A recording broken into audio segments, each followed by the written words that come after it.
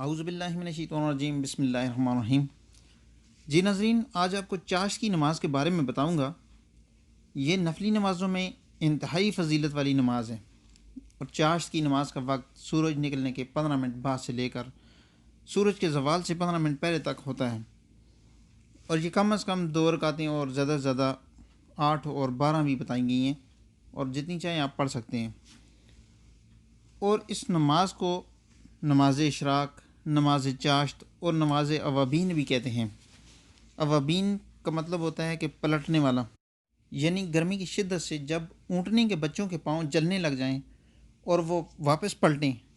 یعنی اس وقت گرمی کی جو شدت ہو تو اس وقت کے لحاظ سے اس کو اوابین کی نماز بھی کہا جاتا ہے۔ نماز چاشت کے بارے میں ایک حدیث ملاحظہ فرمائیں۔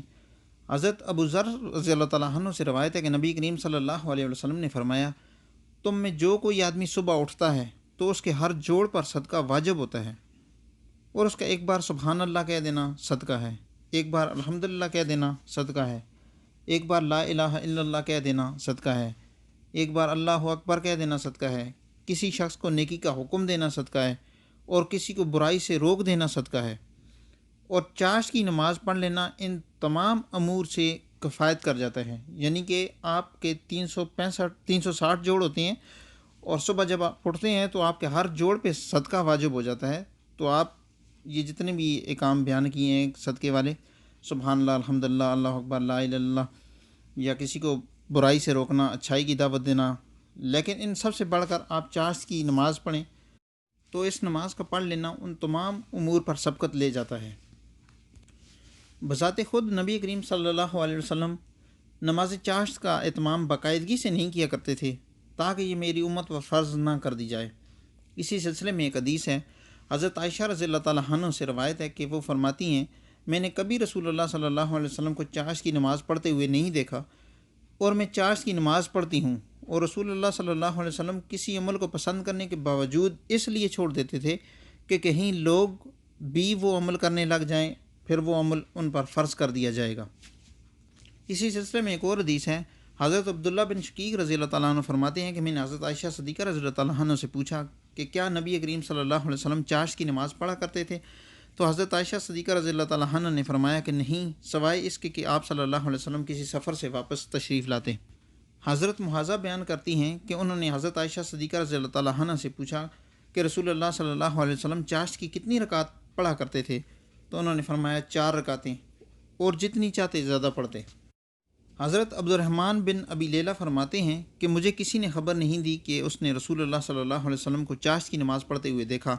سوائے ام ہانی کے، کیونکہ وہ بیان کرتی ہیں کہ نبی کریم صلی اللہ علیہ وسلم فتح مکہ کے دن میرے گھر تشریف لائے، اور آپ صلی اللہ علیہ وسلم نے 8 رکعت پڑھیں، اور اتنی جلدی میں پڑھیں کہ میں نے پہلے کبھی اتنی جلدی پڑھتے ہوئے نہیں دیکھا، سوائے اس کے کہ آپ صلی اللہ علیہ وسلم رکوع و سجود پورے فرماتے تھے۔